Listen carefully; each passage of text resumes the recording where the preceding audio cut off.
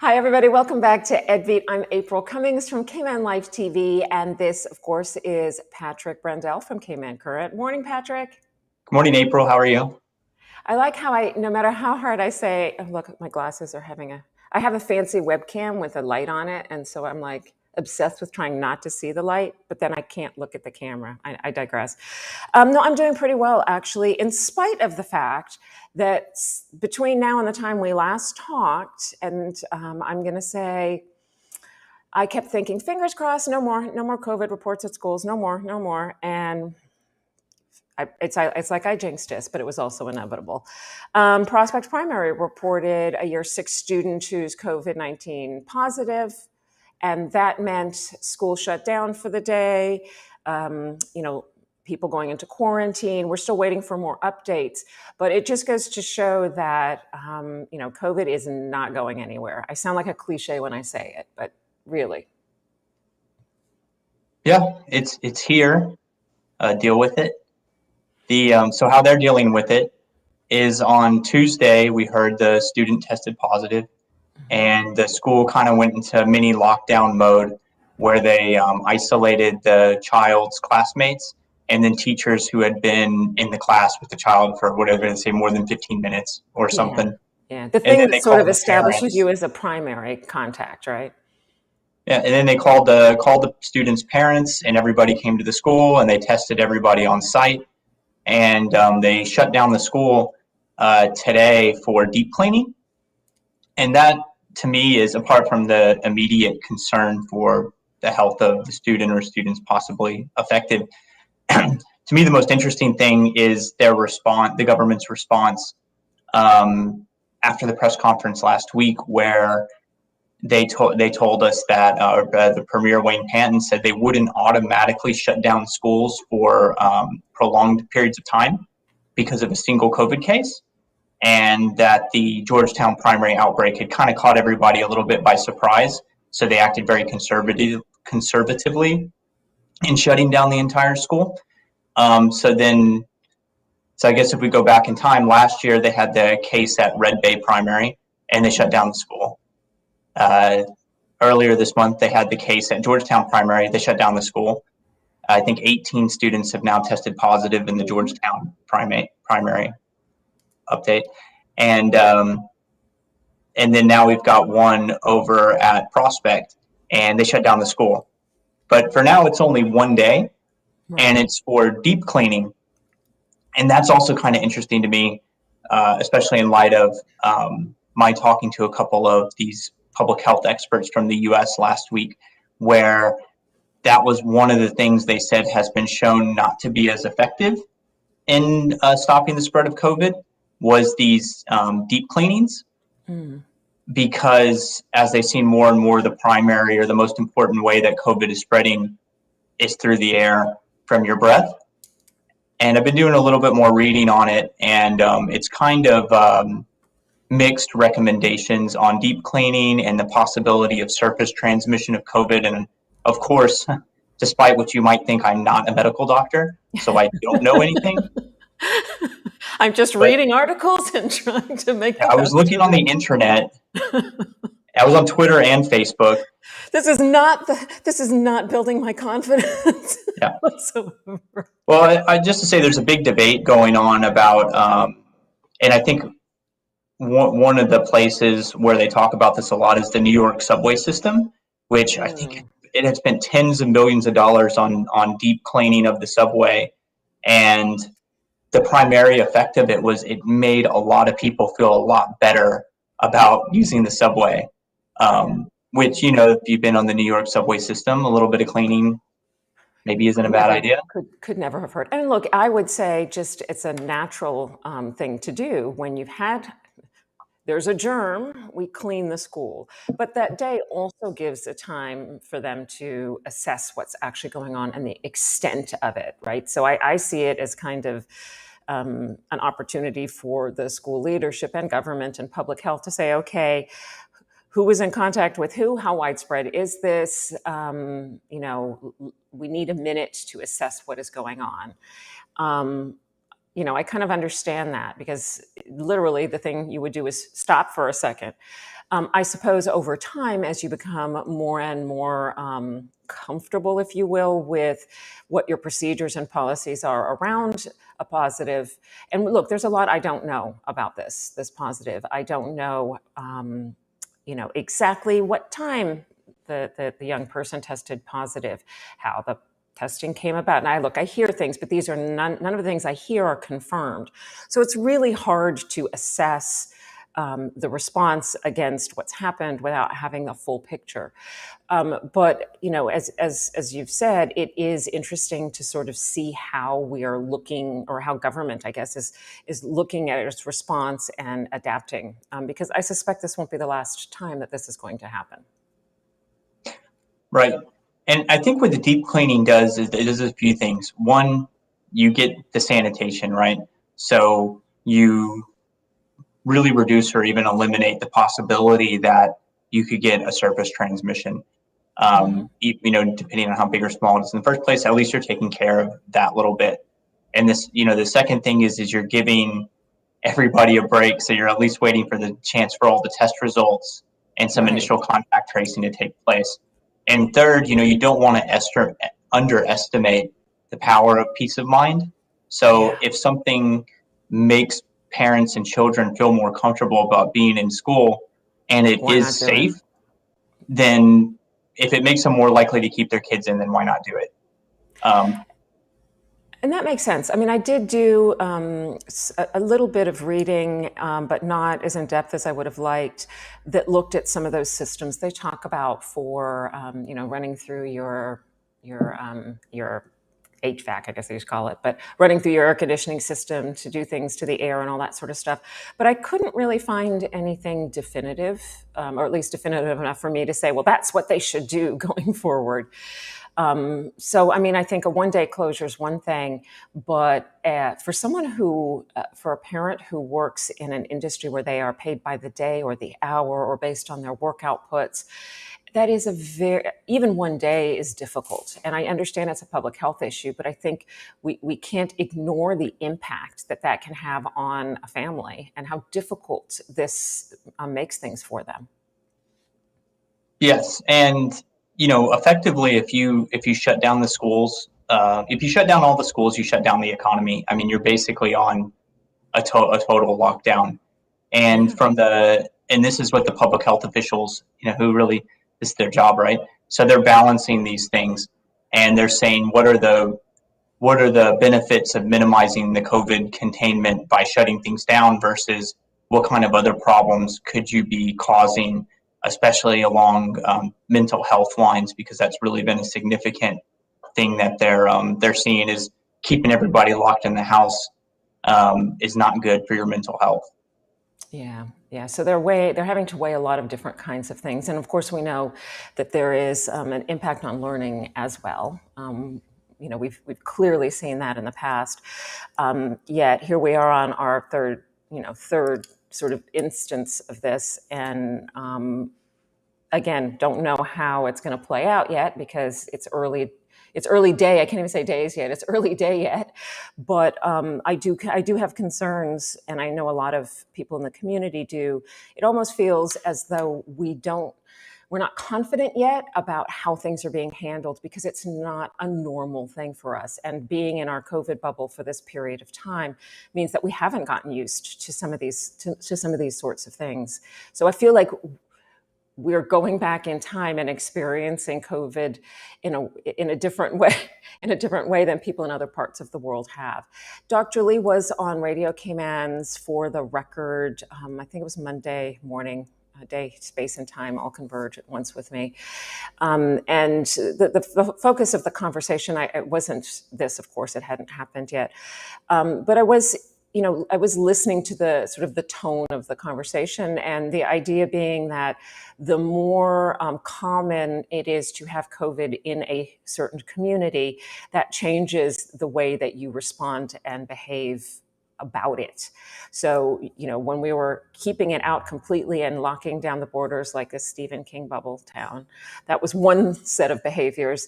Now we are, at least I feel like we are moving toward acceptance of the fact that COVID is going to be in the Cayman Islands.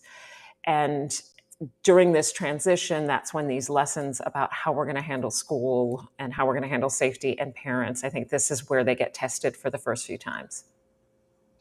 Yeah, and I think the uncertainty can't be underestimated as far as the effect on people. Because, say, for example, when Georgetown Primary closed, how long was it going to remain closed? Yeah, it's hard. And Patrick, it looks like you froze for a minute, but to your point about uncertainty, I think that is one of the biggest challenges is that people look for normal and they don't always get normal. All right, I'm going to take a second here and pop you out of the screen for a second and see if I can pop you back in. This unfortunately gives everyone a lovely view of my kitchen. All right, Patrick, I got you back. Okay, good. So I just took you out for a minute and brought you back in. The internet got angry. But you were talking about uncertainty, and as you've said, you can't underestimate the impact that has on people. It really does sort of eat away at you. And for some people, they become angry and they're lashing out. Other people are just, depressed and can't do anything. And I think that's the parents I'm talking about, let alone the poor kids. So I take your point on that one for sure. Yeah, and the Georgetown. Just speaking of Georgetown Primary, I think today is the final all clear kind of testing for everybody there. So they could reopen in theory as soon as tomorrow, but everybody's waiting for the public health to give the all clear. And who knows if the prospect situation will affect how they react with the Georgetown. Exactly. And then with the prospect situation, yesterday they announced the school's going to be closed today, which is Wednesday. Well, is it going to open tomorrow, or do you write off the whole week? Because there's no step-by-step, this is how the Cayman Islands responds to a COVID case in a school. The answer is we don't know. We'll wait for the press release or the press conference. Yeah, and that is hard. It's, but I'm on both sides on this one. Every now and then I've had to make a grown-up decision that was really, really difficult to make because there were so many moving parts and so many variables. So while the individual me really does understand, really is frustrated at times by, can you just give me a playbook and tell me how we're going to do this? The part of me that's been in the position to have to make the decisions on occasion is like, man, it is complicated. And you're dealing with I don't care what you say the percentage is, you're still dealing with the risk of lives lost, right? And so that makes that even harder to deal with, especially if, as we've said, we haven't been having to make that decision in this way for, 18 months, give or take. And I do round the numbers up and down to suit me, Patrick, but overall. So any further thoughts on prospects before we head on to the next topic? No, I just think as we travel this path, people will be looking, in the premiere, and people have said this before, there's no game plan. I think people will be looking for, as these things occur more frequently, they're going to be looking for the government to clearly communicate kind of what they know and when they know it. They're going to be looking for kind of a common sense driving these decisions, and they're going to be looking for consistency in the application of the measures. And I think if the government is able to do all those three things, then you'll get the fourth C, which is confidence from the public that, okay, maybe we don't know what it's going to be like tomorrow, but as we saw the last 10 times, the decisions that were made seem to be logical and rational, and based on these measures. Yeah, so we can just kind of relax and wait to see what happens next. The communication component, before we move on, is something, though, that I struggle with because, As a I'm from journalist. Cayman, as a journalist, but also just as a human, right? Well, I guess I wouldn't have been a journalist if I wasn't a nosy human. So there's that. But and the U.S. is not the best example of everything, but I recall in newsrooms, particularly, I think it was in the Bay Area when I was in San Francisco, Oakland, that market. The police, for example, they did not send out a big old press release with a bunch of information that had been vetted by 4,500 people. It would usually be 2 or 3 lines that said, incident has happened at such and such a time. Crews are responding. Don't have any further details right now. Here's the person to contact who will advise you, if there's going to be a press briefing or, someone to interview or to get more information. And while very little information was known at certain stages, there was something about the trickle effect of that information coming out that was actually helpful. Maybe not the first few times I saw it, because then you're like, it's a multi-car crash. And the next time you realize, actually, no, that was not what that was. It was, the world has not come to an end. But over time, you got used to the idea that information would be coming out in dribbles, I guess, which created for me at least, and for other people like me, a sense of comfort that people were trying to communicate with me consistently.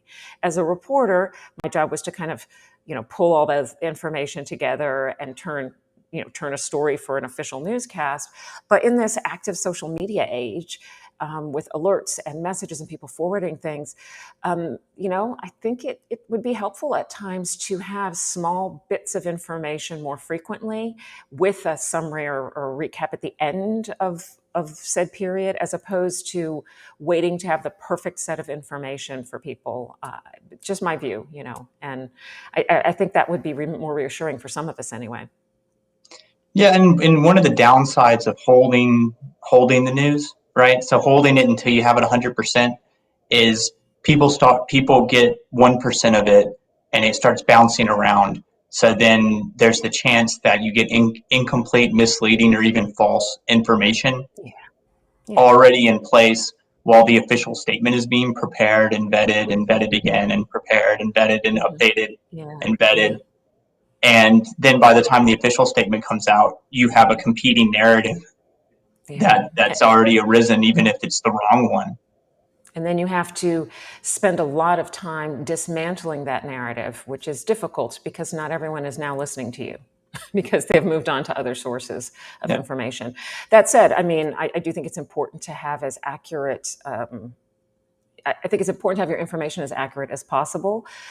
But I also think that the longer it takes to get that information, the harder it becomes to create the confidence that you are communicating frequently with the public about whatever it is that's going on. Now I'm a highly not paid consultant from my perspective on this, but that's just my view on this one.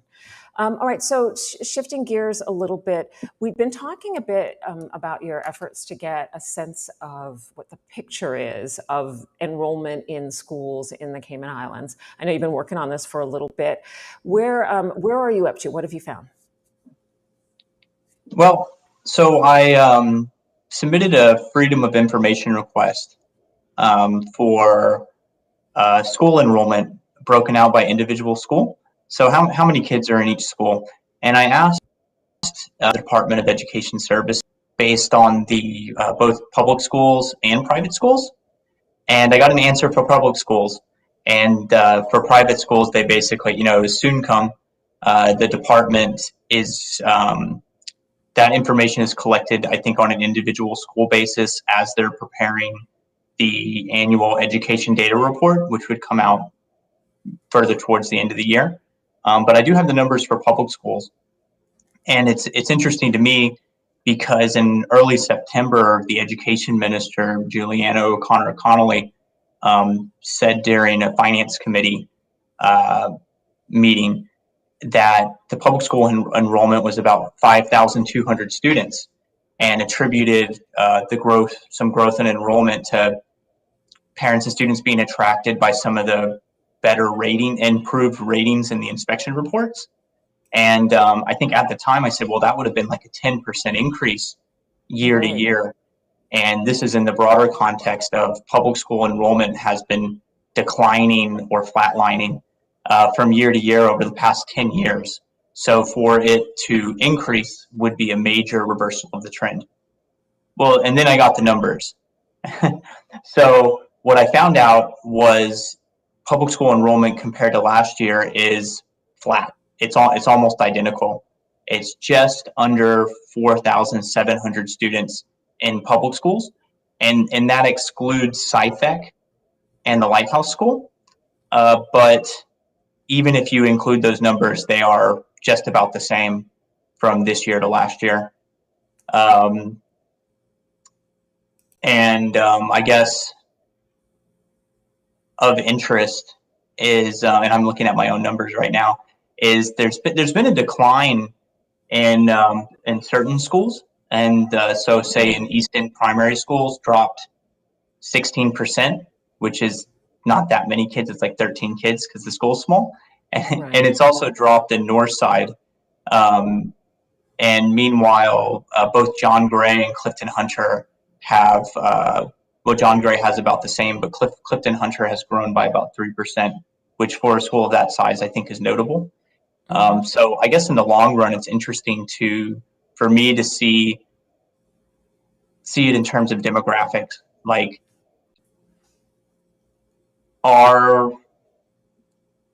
is the number of young Caymanians growing or shrinking over time, and is that reflected in the public school growth, public school numbers? And also, if you look at it by a district level, so is Northside primary getting smaller because fewer people are living in Northside? Yeah. I don't know. Yeah. And as your children get older, of course, they go from primary school to Clifton Hunter or John Gray potentially. So there's that factor as well. Yeah. But what it says about sort of the shifts in population I think is kind of interesting as well. Yeah. And then when we know, then when we do get the private school numbers, you can say, well, how much of this change or et cetera is because more or fewer parents are choosing to take their kids out of the public school system and put them in the private system, or vice versa. Because it could paint a very different picture if we get the private school numbers and private schools have a 10% increase in students, and you say, well, relatively more parents, especially when you get the number of Caymanian students, there's either way more expat kids or more Caymanian kids are going to private schools. Yeah. On the other So it'll hand, give us an idea of that kind of the flow, right? yeah, and on the other hand, if the private school numbers are down 1%, then you can say that relatively more parents are choosing the public school instead of the private schools, even if the overall numbers are about the same. Right. Gotcha. So Patrick, I did pop it up for a minute, but the analysis is on caymancurrent.org, of course. And I think it's interesting as well, kind of gives you a year over year, year end over year end look with the percentages of change in the different schools. And so there's a kind of a cool chart there that kind of helps lay that out for you. And so, yeah, like once you get the private schools, I'm looking forward to that update too, so we can kind of see how that's all that is working. And I'm not always sure that attendance or the population of the school is purely the indicator of the quality of a school either. There's so many factors as a parent about why I may or may not choose to send my child to one school over another. And sometimes those are financial, sometimes it's about proximity, sometimes it's about extracurriculars. Like there's just so many different reasons. But I still think it's interesting to look at the numbers and just sort of see how they play out. Yeah, and I think also these are the kind of numbers that are interesting over maybe a 5 to 10 year lifespan. So anything older than 10 years, you're talking history. Anything, say if we look at it over the past 2 or 3 years, there's natural fluctuations in statistics, so you can't read too much into it unless there's a gigantic increase or decrease. But I think also it's interesting in the short term, because if there's more students in the public schools, that means, and you have a flat overall budget, so that means your funding per student is less. But in this instance here, right now the current government is investing a lot more in the public schools overall, and it's for the same number of students. So you're actually getting more resources per student in theory. Right. So you should be, in theory, you should be getting more bang for more bucks. Hopefully, anyway. It's definitely the silver lining, as they put it. So before we go today, is there anything else that we should be touching on? I mean, we've talked a bit about COVID stuff and what's in Cayman Current. Um, I'm just flipping through your site just to see if there's anything else. Well, I'm going to have I guess, it's touching on uncertainty. It depends on really what's happened with this latest outbreak is going to Yeah, dictate the day-to-day news. But yeah. I am going to have some exciting news to share next week Ooh, about the Cayman Current in terms of getting a very generous sponsorship. And great. yeah, and so this is a teaser because I do have permission to share who it is, but I want to put the story on our website first. Look at that, not giving us the scoop on our own EDBEAT. Oh, man, brutal, brutal. Well, if they had chosen to sponsor EDBEAT, Well, we're then going to this work is on the that. vehicle I'd announce it. You're so good. That was really smooth, man. All right, thanks so thanks so much, Patrick. And we'll keep in touch throughout the week and see if there's anything that pops up sooner. But definitely, I think the theme of the day for me was I really appreciated kind of your idea, how you laid out what it would take to really, I think, build confidence in the community in terms of how we handle these COVID cases in schools. So I'm actually going to go back and listen to that part again after this is over. All right, have Thanks, a great one, April. everybody. Thanks for joining us. And don't forget caymancurrent.org. It's a great source for information. And of course, it is a nonprofit. And Patrick says you can use PayPal to donate.